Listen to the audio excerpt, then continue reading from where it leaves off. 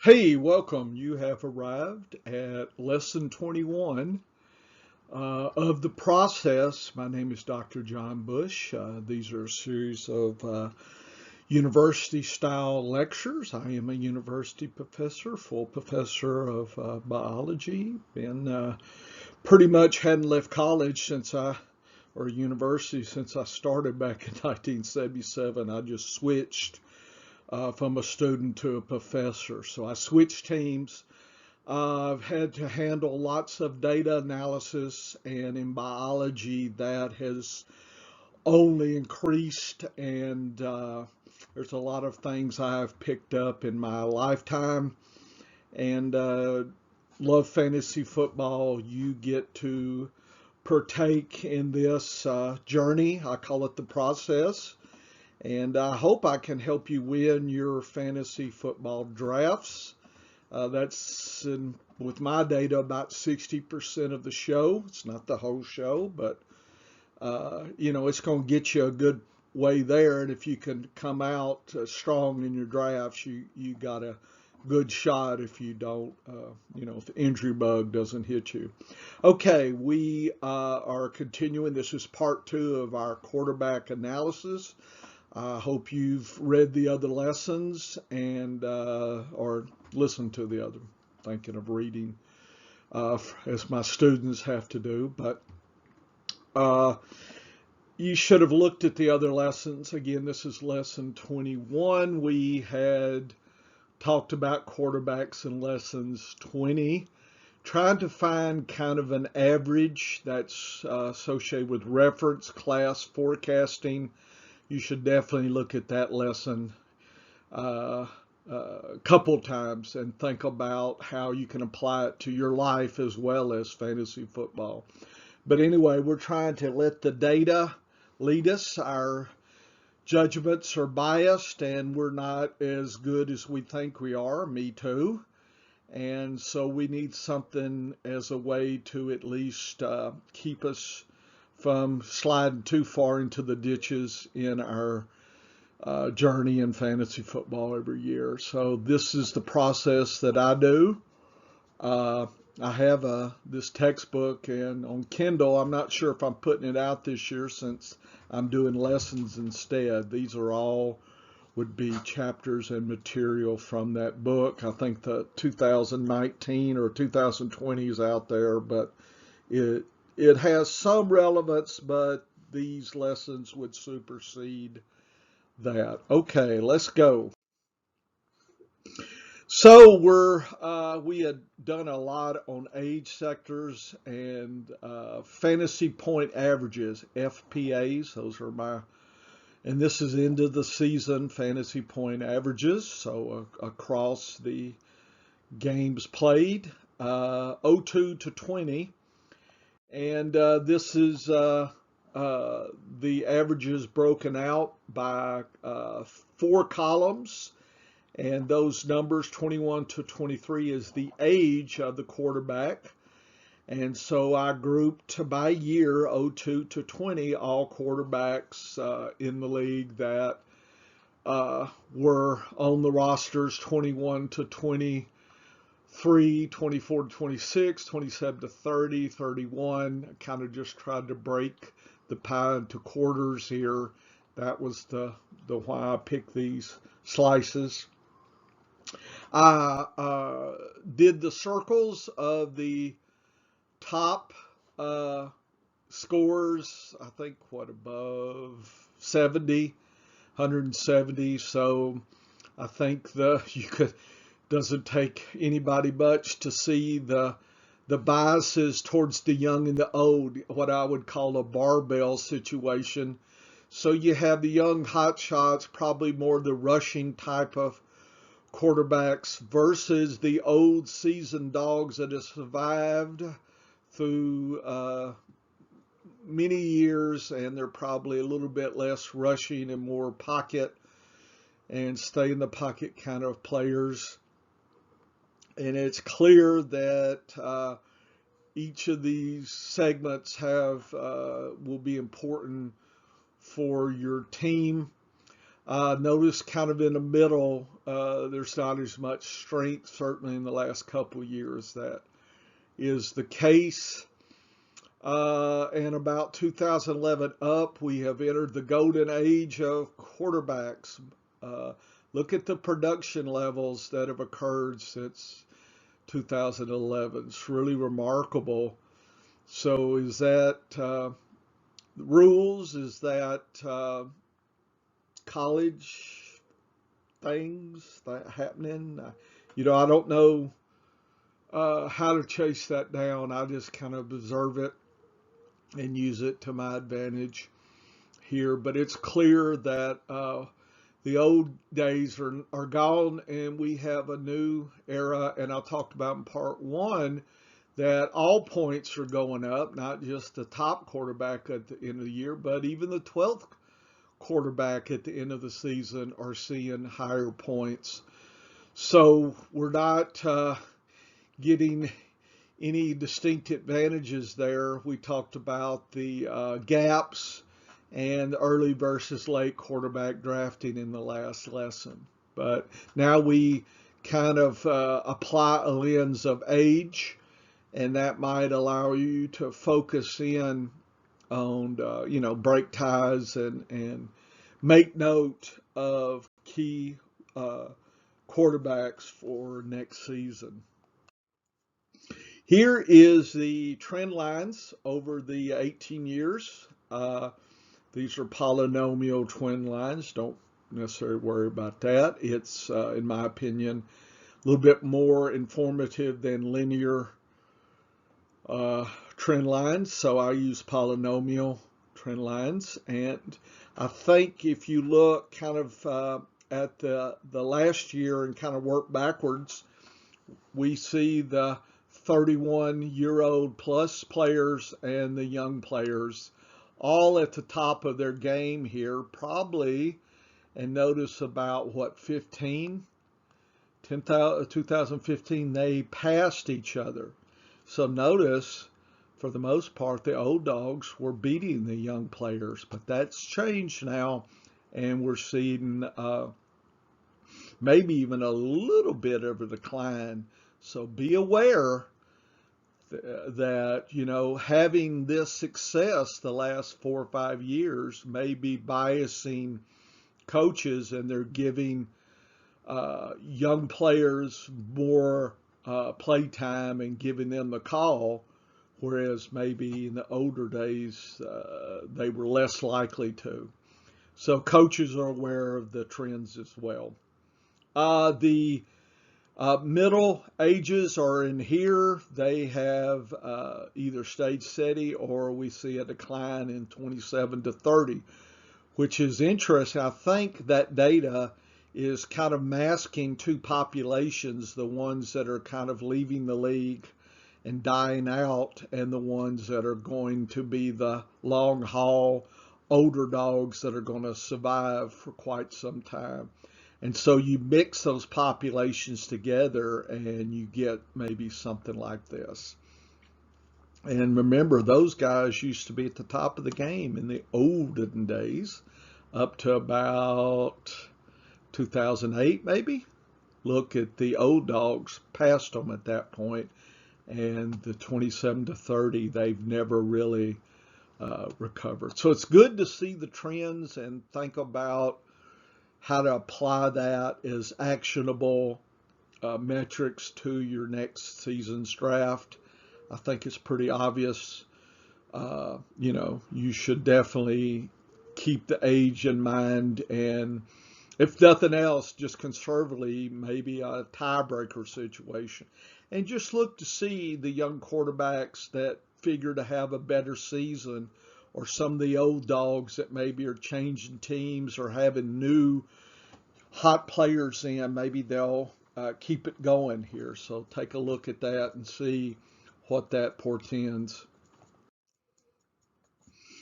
Here's kind of the variation, and we talked about variation in the distribution of players in each segment.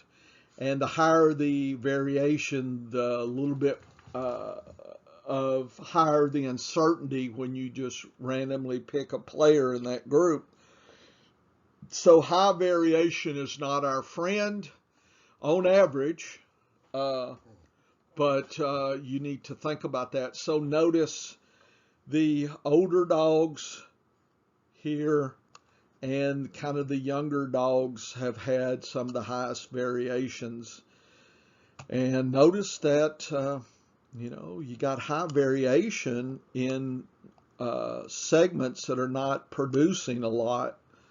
So that's, you're not getting a lot of bang for your buck, and it's even more, higher uncertainty. So that's really a good thing, making you skew towards the barbells age sectors here, moving my, you know, picks towards these skewed regions of the spectrum there. That's kind of, on average, that's what I'm doing. Certainly we'll look at players and, specific cases. But right now, that's a trend that I'm deeply aware of. Here's the actual trend lines for the variation. And about 2010, all positions started seeing higher variation. And notice the 27 to 30-year-old guys, as they're declining, they're also seeing less variation. So that's kind of interesting. But the old and the young and the next players are pretty grouped. They're coming down. Notice the old dogs had high variation. So it was much more uncertain versus in the recent couple years. So it's been a little bit better. The clarity of which of the older dogs to select is a little bit clearer in the last couple years than I think it was in the preceding block of years here. Had a little bit more higher uncertainty, which is not our friend in fantasy football. Okay, so that's kind of my take-home message there, looking at the metrics and the trends. Experience is defined as years in the league. So rookie and R1 would be 2 years, R2 would be 3 years, or rookie plus 2, rookie plus 3, however you want to call it that.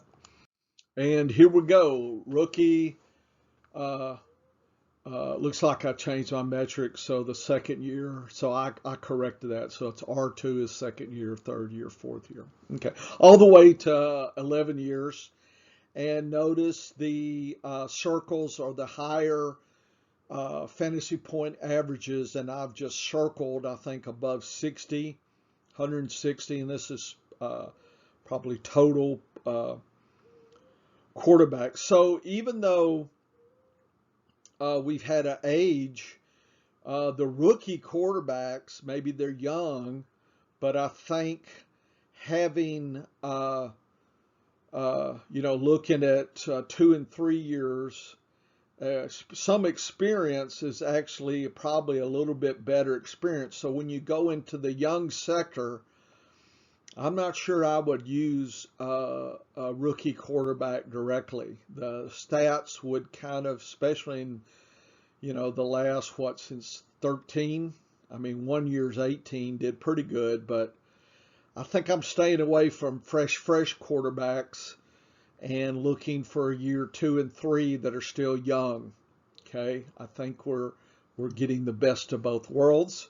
Looking at the older dogs with higher experience, you definitely see with 11 years experience, since 12, we've had nice returns on those quarterbacks on averages there. And it looks like, the old days, the 5th, 6th, 7th year experience, we're paying off, but we haven't seen a lot of that, certainly since 17 or maybe even 16. We had 1 year, 15 1. So it took back to 14 to actually see some return there. So I'm skewing away from the midsection and looking for the younger lightly experienced, not rookies, 2, 3, 4, or I'm looking for the older dogs, uh, you know, 10, probably even 11 years, and kind of using that to even break further those sectors. So that's what I suggest you look at. You can certainly come back and review this, and if you need this data. The trend lines are a little, I probably should have got rid of the actual data points, but the trend lines, not sure they're telling us a lot. And so I think most of the time, the trend lines help me out, but here, you can't be just stuck in, the way you approach fantasy football. You got to change. And, I just want to show you that the trend lines exist, but for instance here, they look pretty close together. I do see, what is this? The 11-year looks like they were producing more, and certainly since I don't know what year that is, 13, 11, certainly given us a nice return, but they have been maybe coming back a little bit. Just kind of watch that world there a little bit. So use the table, I think, but I think the message is, direct rookies, even though they're young, they still need some seasoning, or some older dogs that maybe could get some new life this season with new situations, you know, uh, new players, just kind of keep your eyes open there. And that's where I think I would start my data mining first, and then kind of scan in the middle groups there. Here is the table just looking at the higher producing quarterbacks. So I threw out some of the lower producing quarterbacks, kind of skewed the data here a little bit. And I think we're still seeing that same trend of the 11-year plus, or 2, 3, 4 here. I think that's still on target with what, I think the metrics are pushing us to at this point. Again, on average, right? If your records say you're the best ever at picking quarterbacks, then please ignore the data, and do what you need to do, right? By by chance, somebody's going to be damn good in about every position, probably in your league. So you may not be you. Hopefully, they're not good in every position they've, got. So if they're good in quarterbacks, maybe they're not as good in running backs, but maybe they're not as much aware of that, right? Because they think they're always above average or something. Always is good. Quarterback metrics. So let's take a look across the spectrum here at some common metrics. These are probably the more common measures of quarterback production. I grouped into segments here, and we'll take a look at which segments I picked. You might go back to look at the models. I did define quarterbacks probably with 3 metrics, but I'm a data person. I like to see all of it, right? What's a model if you can't jump away and think you can beat the average, right? So let's take a look and see what information may be delivered to us. So this has given us rushing yards, rushing TDs, passing yards, passing TDs, and then I developed a ratio of rushing to passing yards and rushing to passing TDs. So we'll start with the ratios. So if the metrics are skewed to rushing TDs over passing for all quarterbacks in this year, then you will see some higher numbers. Okay, the highest number was 2020. Isn't that interesting? So in 2020, we have seen across 18 years now the highest number of rushing versus passing TDs. So the narrative is what I think most are observing, that rushing quarterbacks are giving you more bang for the buck, and they're scoring more TDs than passing TDs by ratio. And imagine they're also, here's .07, okay, that's the highest in 18 years last year in rushing yards. So they're running more and scoring more. Wow, how can you not look at that? Those will probably be these younger players, the younger age, younger experienced players that have a rushing component. I don't know if people are under or overestimating, but I'm paying attention to rushing big time.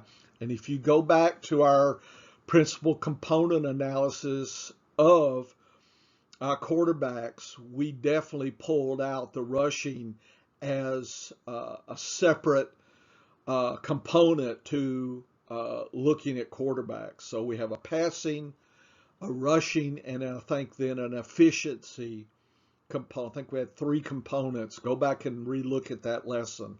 Key lesson there. So are people overestimating? Does this mean probably more rushing quarterbacks? So the more rushing quarterbacks, probably the less value this stat is, right? Because you have more choices and more people in your league will enjoy that. So, sometimes you get data, but everybody's on top of it. So just in life, data that's scarce has more value, right? And if you've ever read Fool by Randomness, Dr. Taleb says the most important books in your library are the ones you've never read. So because it's scarcer to you, the knowledge in those books, because you haven't read them. You don't know it. So think about that versus books that are commonly read. Everybody kind of knows that. So if you go to the racetrack, everybody knows hot jockey, hot trainer, they're bet more. Okay, so you're looking for the obscure that might win at a nice fat odds there to make a little money. So consider that as well. So passing yards, how we're doing. I got stars on the top 3 years. Looks like passing we're 2020 is 1584. We weren't as good as 19. That was certainly number 4 out of 18. We're not totally bad, but clearly the 2010 and back versus nowadays, we're in the golden age of passing quarterbacks and rushing quarterbacks as well. So things have really changed here. And number of touchdowns has done well since 12. So, if all or more quarterbacks are passing more and scoring more, then everybody's going to have one. So I guess you can say, well, I'll take the best of the best. That's the early quarterback. So if you're going to do that, I think skew to youth, skew to a little bit of experience, skew to one of these passers that can rush, kind of, trying to get the whole package there, right? Of course, that probably describes Mahomes or some of the other ones that everybody knows about. So here's our rushing metrics the last 3 years, rushing yards, the top 3 of 18. And scoring points, the last 2 years were in the top 3 at 18. Look, notice in 02, there were some Russian quarterbacks back in the day, but that disappeared and now they're back. Okay, I don't know about 01 and below, but I guess if we had deep data. So this concept that, you know, in the old days, no quarterbacks rushed, that may not be such the case. And if you look at rushing versus passing tight ends, we got a 0.1, which is actually number 2 in the last 18 years. So there was an interesting quarterbacks around in '02. Just for fun history, I probably think I know who, one or two of those could be, but I'm trying to get ready for this season. But if you have a little fun time, you might dig into some history a little bit. Okay, so I think the data is quite interesting there. And again, I love ratios because I think they kind of swoop across multiple data columns and clarify some things for you. And I do always like to include averages so you can just see.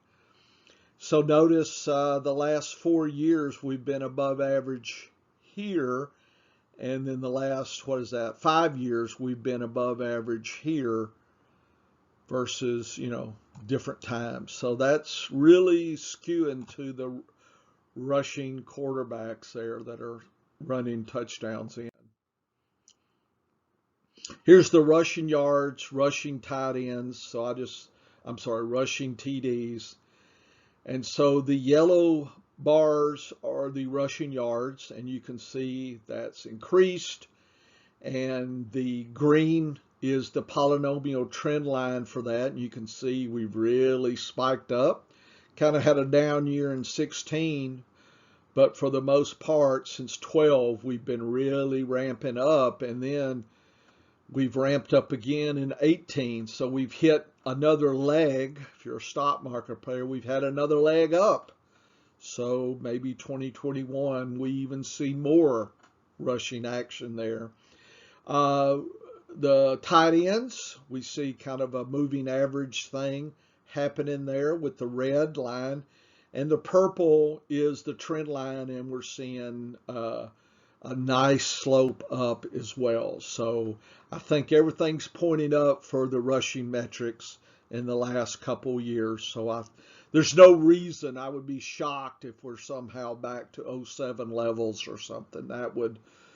Notice even 2016 was really a really strange year, but it was still not the bottom at all. It was equal to some of the lower ones, but was it 1, 2, 3, 4? Probably the 6th worst. So still is worse scenario. We're still getting a nice rushing and yards return there. Here is the passing metrics and passing. And I'll just switch to polynomial. The passing yards in red. And again, about 12, 11, we see that. And it's been maybe peaked a little, maybe. But we still haven't gone back to the trough here in 4, 5, 6, 7, 8. And then the passing tight ends, touchdowns in purple. We see we've kind of peaked 17. Interesting, 16 wasn't so bad. But still the trend might be even declining a little bit. Just kind of be aware that 2020 wasn't like it was here, right? It wasn't like this was there. Okay, it was declined. So, will we stay at these levels or will we bounce back up? So, you might forgive some quarterbacks that weren't as prolific last year. Just the metrics saying there's a little looseness there, a little variation there. What's going on? Just keep that, in the back of your mind there. And then here's the ratios. The green, I think the trend line would show that moving up with the passing yards.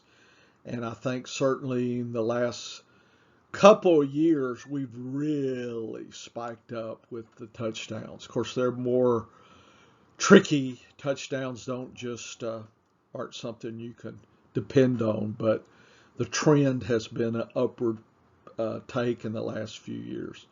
So I think quarterbacks that have been really rushing and producing TDs certainly will have extra value for 2021. And we've talked about that in the principal component of quarterbacks and in our lessons here on quarterbacks. So that's the end of my journey on the positional analysis of quarterbacks. I hope that this is fun for you. It is for me, and when I talk about it, it helps me remember some of these obscure factoids that maybe give me a little edge. I hope so. I do all this research. This is, I don't have a team of people. This is the team of moi here. And hopefully I help you crush your league and grind them into the dirt here. So this is the process. My name is Dr. John Bush. We're having extra fun. Let's continue our journey here. Come back for the next lesson on running backs. We'll have part 1 and 2. Already got it ready to record over voiceover. Okay. Woo woo. Have an extra amount of fun.